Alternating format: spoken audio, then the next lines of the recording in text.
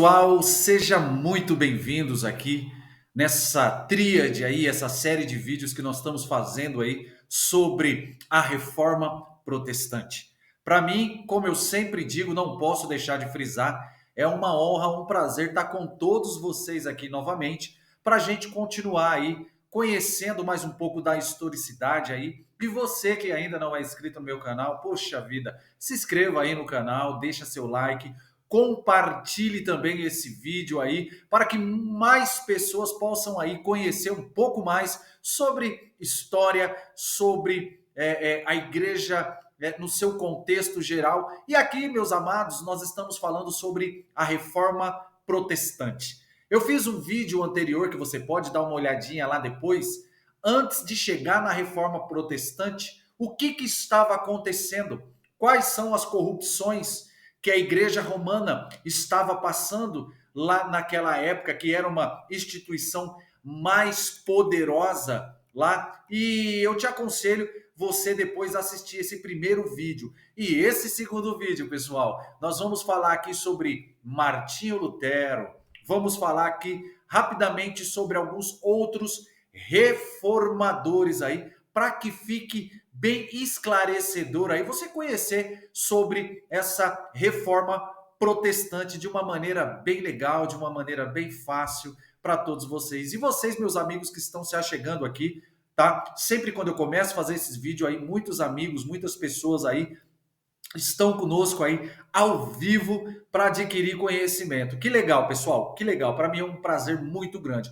Bora lá então, pessoal? Vamos aí adentrar aí falando sobre Martinho Lutero. Amados irmãos, quando nós falamos sobre a Reforma Protestante ela deu seu início lá no dia 31 de novembro do ano de 1517. Portanto, esse ano que vai chegar agora, em 2025, a Reforma Protestante ela vai completar 508 anos. Se vocês verem no vídeo ali anterior, nós abordamos alguns dos principais motivos, tá? Que levaram Martinho Lutero a dar início nessa reforma protestante ali, por todos os seus descontentamentos pela Igreja Católica Apostólica Romana na época. Vamos entender um pouquinho sobre Martinho Lutero? Eu fiz um rápido resumo para você entender aqui a biografia aqui de Martinho Lutero, meus amados. Irmãos, a infância e as juventudes ali que antecederam essa reforma, tá? A vida de Martinho Lutero, ele foi uma figura totalmente central, meus amados. Como todos nós sabemos, e você que não sabe está sabendo agora, referente ao tocante que fala da reforma protestante. Então, esse cara, Martinho Lutero, ele teve uma infância e uma juventude, meus amados, marcada por profundas inquietações, totalmente religiosas e também sociais. Martinho Lutero ele nasce lá no dia 10 de novembro de 1483, lá na cidade da Alemanha de Eisleben. Né? Então, Martinho Lutero ele era filho de um minerador, de um mineiro, tá? E ele começa a crescer todo o seu campo pedagógico lá num ambiente que foi marcado por fé, né? Pela fé católica e pelo temor ali divino. Mas só que o detalhe, meus amados, Martinho Lutero, ele teve uma juventude muito tumultuada, tá entendendo? Martinho Lutero, meus irmãos, ali na sua infância, na sua adolescência, ele teve várias crises existenciais, tá? Então Lutero ele era um jovem muito inquieto, tá? Muitas das vezes atormentado por dúvidas sobre a salvação, sobre a justiça ali divina. Então, meus queridos amados amigos, as incertezas sobre o destino ali da alma após a morte, o que acontece? Levaram ali Martinho Lutero a buscar algumas respostas no quê? Nas escrituras sagradas e também em algumas práticas religiosas, tá? Então, através da dúvida, meus irmãos, que é importante nós como seres humanos ter dúvida, e foi através dessa dúvida que Martinho Lutero ali começou ali a procurar desvendar toda a veracidade desse assunto. Tá entendendo? E ali nós vemos, amados, Martinho Lutero, quando nós falamos isso, sobre o estudo e sobre a fé. Então, para emplacar ali aquelas suas angústias, o que que Lutero faz? Ele começou a ingressar numa ordem religiosa chamada agostiniana. E o que que ele faz, amados? Ele começa ali a se dedicar aos estudos totalmente teológicos e a vida monástica, aquela vida enclausurada. O que você está fazendo agora? Você está fazendo teologia, porque você parou para assistir esse vídeo, já é um vídeo totalmente teológico, histórico, para vocês que estão aí comigo. Martinho Lutero também estava ali tendo essa oportunidade, não igual eu e você, referente a essa tecnologia, mas, no entanto, pessoal, a rigorosa disciplina e todas aquelas práticas ali religiosas lá da época, eles não aliviaram completamente essas dúvidas, tá? E ali Martinho Lutero ele começa a buscar pela certeza, tá? Então Lutero ele buscava uma fé totalmente autêntica, tá, irmãos? Baseada no quê? Baseada nas experiências pessoal que ele tinha ali com Deus, buscava também na literatura das sagradas escrituras. Tá entendendo, meus irmãos? Ele era profundamente ali um homem que buscava ali respostas para suas incertezas. E uma das coisas, meus amados, que nós vemos ali é sobre a venda de indulgência pela Igreja Católica. Tá? Lá no vídeo anterior você pode ver o que eram essas indulgências, né? Que era uma prática que era totalmente prometida pela remissão dos pecados em troca de dinheiro. Tá? E isso revoltava Lutero profundamente. Tá? Te aconselho você ver o vídeo ali de número 1 para você entender um pouquinho melhor o que era essa venda ali de indulgência. Então, irmãos, o que eu quero aqui? É importante, tá? Todos vocês que estão comigo, é importante a gente destacar que a maior parte das lutas ali de Lutero se concentravam na vida adulta, tá? Após a sua ordenação, que foi sacerdotal. E o que Martinho Lutero faz? Ele começa a publicar as suas 95 teses, tá? Lá no ano de 1517, que foi o marco, pessoal. Foi o início que deu pontapé ali para a reforma protestante, quando Lutero, ousadamente, corajosamente, ele começa a desafiar abertamente as doutrinas e as práticas que a Igreja Católica trazia lá na época. E aqui eu quero ressaltar novamente, meus irmãos católico apostólico romano, o que eu estou fazendo esse vídeo aqui não é um ataque contra vocês, amo a vida de vocês, mas é história, tá bom? Irmãos, as principais ideias que Lutero ele defendia, tá? Eu coloquei aqui para que você entenda. Primeiro, as principais ideias que ele sustentava no seu campo teológico, no seu dogma ali. Era a justificação pela fé, tá? Que a salvação, ela é alcançada somente por quem? Exatamente, por Jesus Cristo e não pelas obras. Você pode ver isso também lá na sua Bíblia, lá no livro da carta de Paulo aos Efésios, capítulo 2, versículo 8 e versículo 9, tá? Outra coisa que legal que era defendida ali piamente por Martinho Lutero era o sacerdócio universal dos crentes, daquelas pessoas comuns. Por quê? Porque todos os cristãos tinha que ter acesso direto com Deus. Através do quê? Da Bíblia. Sem a necessidade de intermediários como o clero. Puxa, eu posso me ajoelhar na minha casa, aonde eu estiver, e Deus, o Criador, vai ter fácil acesso de comunicação comigo entre ele. Naquela época, não, você precisava passar ali pelo Papa para falar, que hoje, muitas das vezes, ali na igreja, você tem que passar pelo padre, se confessar, e Martinho Lutero falou, não há necessidade disso daí, tá? Reza a lenda, meus irmãos, aqui eu quero colocar algo legal, que reza-se a lenda, tá? Que após ali uma noite ali de muitas bebedeiras e de muita farra, começa a chover, tá? E começa a ter uma chuva muito grande. Isso eu estou falando antes de Martinho Lutero se converter, tá? O que eu vou dizer agora aqui foi aquilo que reza-se a lenda que foi o estopim para que Martinho Lutero começasse a sua vida devota a Deus. Então, fala-se que estava depois de uma noite ali que Martinho Lutero passa ali bebendo, numa noite de festa, começa a se chover muito. E ali cai um raio muito próximo a Martinho Lutero. E Martinho Lutero, o que ele faz? Ele cai quase morto. E quando acontece isso, reza a lenda, faz um pedido, ele faz um voto ali a Santa Ana, que se ela protegesse, ele viraria ali um monge, ele viraria uma pessoa totalmente devota ali a Deus. Outra teoria, tá? Que paira também é que durante uma viagem, né, de Lutero, eles foram pegos ali sobre uma grande tempestade ali e ele começa a temer pela sua vida. E ele também faz uma promessa ali para Santa Ana, né, se caso ele fosse salvo daquela tempestade, naquela embarcação, ele viraria monge. Enfim, se a primeira ou tá certa, ou se a segunda tá certa, reza-se a lenda, tá?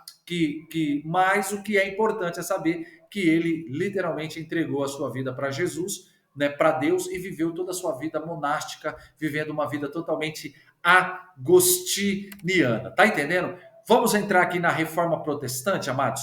Irmãos, a Reforma Protestante, ela foi um movimento que ela teve uma transformação mundial, tá? A Reforma Protestante foi um movimento religioso, um movimento social que ocorreu lá na Europa, lá no século XVI, tá? Marcado por uma ruptura significativa da Igreja Católica, dando uma origem a diversas denominações protestantes, tá? Então, meus irmãos, esse movimento ele teve um impacto muito profundo dentro da história. Não é à toa que nós estamos falando aqui dela. Então, ela influenciou a política, ela influenciou toda a cultura da época e todas as sociedades nos dias atuais. Aqui eu quero colocar uma observação para você. Se temos hoje uma gama de diversificada de igrejas protestantes evangélicas, vamos colocar assim, foi graças a esse movimento de Martinho Lutero. Tá entendendo, irmãos? Então, olha que coisa legal. A reforma protestante, ela começa a ocorrer num contexto de grandes transformações sociais, políticas, culturais, econômicas lá na Europa. Sim ou não? Então, a primeira igreja católica, amados, o que ela tinha? Ela ali detinha de todo o poder econômico da época, então ela enfrentava críticas ali crescentes em relação às suas práticas e doutrina. A igreja católica, meus irmãos, na época, ela tinha todo o monopólio total. Era ela que mandava e desmandava na época, tá entendendo? E o clero lá daquela época era um clero totalmente corrupto, que nós vimos no vídeo anterior, no primeiro vídeo. Então a riqueza, o poder do clero, eles estavam em constante contraste com a pobreza e toda a dificuldade que a população vivia, gerando grande descontentamento. Tá entendendo? Então, meus amados, havia um poder que era um poder centralizado a uma pessoa. Só essa pessoa detinha de todo o poder, de toda a centralização. Tudo tinha que passar na mão dessa pessoa. Quem que era essa pessoa? Era o Papa. Tá entendendo? E vamos entender aqui essa centralização num breve resumo que eu fiz para vocês. Então, meus amados, essa centralização do poder papal, ele é ali um processo que culminou no quê? Em toda a concentração de uma autoridade religiosa, somente ele que detinha esse poder. Então, em muitos momentos, não só o poder papal da própria Igreja Católica, como também o poder político passava pela mão do Papa. Então, ele era líder da figura ali católica e ele passou a exercer um domínio muito crescente sobre a Igreja. E em diversas épocas, tá entendendo, meus irmãos? E ele influenciou decisivamente vários rumos da Europa. Muitos rumos da Europa que nós vemos hoje, o Papa ele teve ali o seu toque, tá entendendo? Então uma observação, meus amados, uma observação aqui. Lembra que eu falei no primeiro vídeo? Teve um Papa que ele foi nomeado Papa ali que foi o mais jovem Papa da história. Foi o Bento IX, se não me falha a memória. Ele assumiu o poder papado, ele tinha apenas 12 anos de idade. No outro vídeo eu falei 16, tá? Mas é 12 anos de idade. Então, meus irmãos, vários fatores, eles contribuíram para essa centralização. Não foi algo específico, não, vários fatores. Primeiro, a figura de Pedro. Como a tradição católica considera, a tradição católica, tá, irmãos? Ela considera que Pedro, um dos 12 apóstolos de Jesus, que foi ali o primeiro papa. Tá entendendo? Eles trazem isso da lá. E ele foi atribuído o papel de uma pedra fundamental. Eu não vou entrar aqui nesse campo falando sobre Pedro, sobre. Enfim, mas o que eu estou dizendo é que para a Igreja Católica, Pedro, ele legitimou ali a autoridade papal ao longo dos séculos. Não é à toa que até hoje lá tem a Basílica de quem? De São Pedro. Tá entendendo? O Império Romano também, amados. Conforme nós entramos dentro da história, nós vemos a queda do Império Romano. Então, a queda desse Império Romano lá no Ocidente, ele começa a deixar um vácuo muito grande no poder da igreja. Caiu o Império Poderoso. Quem assume? A Igreja Romana, com toda aquela estrutura organizacional, toda aquela ampla influência que eles tinham, e eles começaram ali a preencher essa lacuna. E ao preencher essa lacuna, começam alguns concílios ecumênicos. O que é os concílios ecumênicos? Esses grandes controles lá da igreja, tá? Ao longo da história, que começaram a definir alguns dogmas que começou ali a ser estabelecido aquela hierarquia eclesiástica, tá? Consolidando a autoridade papal. Sempre quem era consolidado era a autoridade papal. Quando nós entramos, meus amados, lá na Idade Média, olha que coisa interessante. Nesse período da Idade Média, a Igreja Católica ela tem um papel ali fundamental, tanto central e social ali, cultural, e político na vida de todos a Europa, tá? Então, como o Papa ele estava atuando como arbítrio em diversas disputas,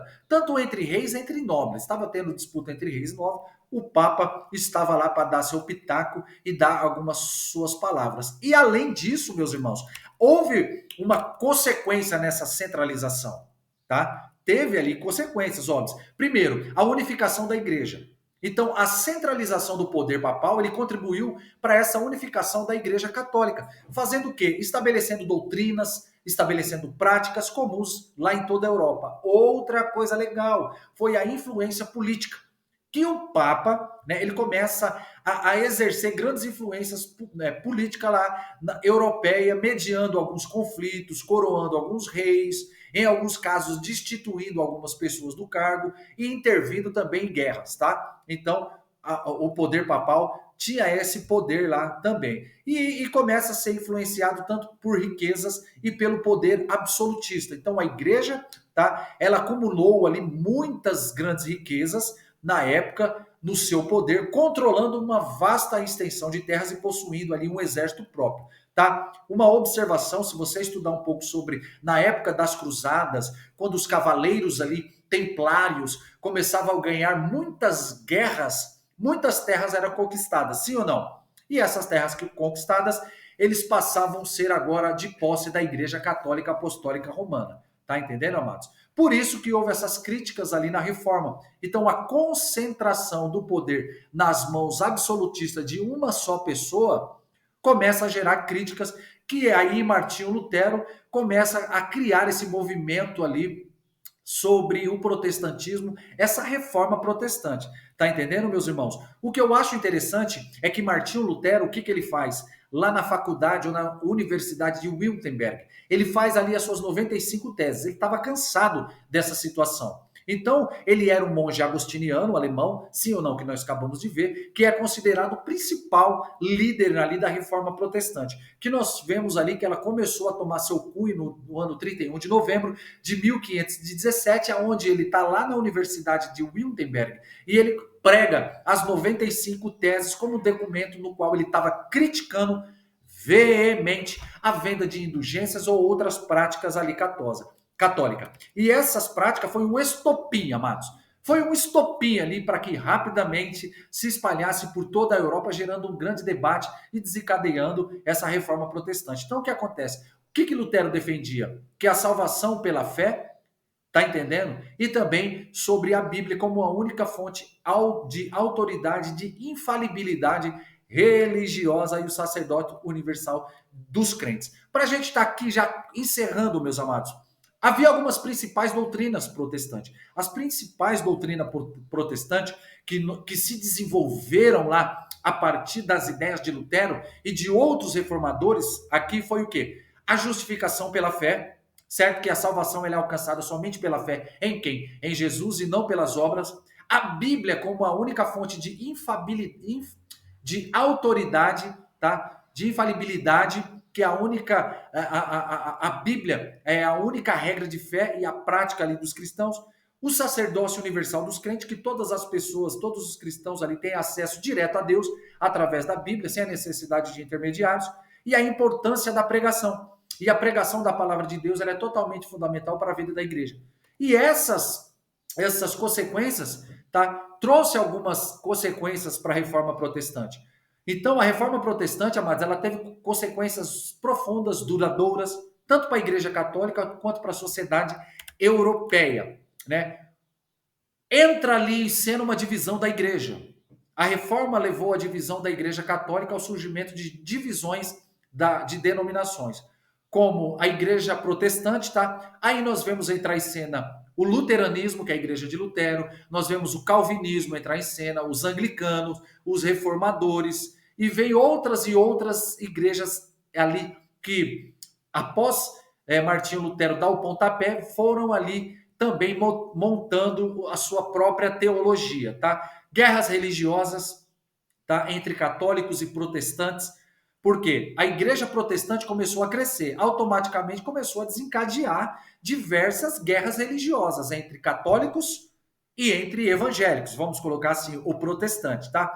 O exemplo aqui que eu coloquei para vocês, vocês podem fazer uma pesquisa depois, tá? Sobre a Guerra dos Camponeses Alemãs, que começou no ano 1524 e acabou no ano 1525. A guerra, chamada Guerra dos 30 Anos, que começou ali em 1618 a 1648, por isso Guerra dos 30 Anos. A Guerras de Religiões na França, do ano 1562 ao ano 1598, guerras das religiões da França lá, enfim, meus amados, houve uma mudança totalmente radical, social e política, tá entendendo? Então, meus amados, a reforma protestante, ela fortaleceu os estados nacionais para desenvolverem lá a entrada do capitalismo também. Entra em cena o renascimento cultural, a liberdade ali religiosa. Então foram vários protestantes, meus irmãos, que começou a surgir lá naquela época, tá? E foi um grande marco no desenvolvimento da igreja no seu contexto geral, como tem hoje aqui. Tá entendendo, meus irmãos? Nós vemos a entrada de João Calvino, tá? João Calvino lá foi um grande protestante lá, um grande precursor, que hoje nós temos a Igreja Batista, graças a João Calvino, que foi um homem suíço, que desenvolveu uma teologia totalmente sistematizada, sistêmica, religiosa, enfatizando a soberania de Deus, a predestinação, fundou ali a cidade ali de Genebra, transformando ali um centro do protestantismo ali calvinista, tá entendendo? Meus irmãos, outros homens ali, veio o Urilco Ziglio, também, que foi um suíço que enfatizava a importância da Bíblia como única fonte de autoridade. Veio Filipe de Melancthon, um colaborador ali de Lutero, era um teólogo humanista que ajudou a sistematizar as doutrinas luteranas. Veio Henrique VII, rei da Inglaterra, que rompeu com a igreja católica e estabeleceu lá uma igreja protestante lá na Inglaterra, a igreja anglicana. John Knox, todos esses é legal você pesquisar, que foi um escocês ali que traduziu o calvinismo na Escócia, tá entendendo? Veio Menon Simon, enfim, meus amados, veio muito protestantismo, John Hus, tá entendendo? Roger Williams, que veio ali desse ramo de Martinho Lutero após essa reforma protestante, meus amados. E hoje nós temos vários tipos de igrejas, sim ou não? Muitas igrejas evangélicas no Brasil, tá entendendo, meus amados? E isso daqui foi tudo devido a essa reforma protestante de um homem chamado Martinho Lutero e esses outros homens reformadores que vieram ali. Beleza, meus amados? Muito bom estar com todos vocês aqui. Obrigado. Que legal vocês todos estar fazendo parte comigo. Não se esqueça de se inscrever no meu canal, PR Carlinhos Oliveira. Compartilhe esse vídeo, comente, deixa seu like lá. E os próximos vídeos aqui, o nosso terceiro vídeo nessa série dessa tríade ali, eu vou falar sobre a origens evangélicas no Brasil, as igrejas protestantes que nós temos no Brasil, tá? Hoje, as mais tradicionais. Beleza, meus amados? Um beijo no coração de cada um de vocês. Que bom, tá? Compartilhe esse vídeo aí e continue a buscar conhecimento bíblico e histórico. Que Deus os abençoe, que a graça e a paz do Criador esteja sempre no seu coração, que o Espírito Santo continue a te buscar conhecimento bíblico e histórico, em nome de Jesus.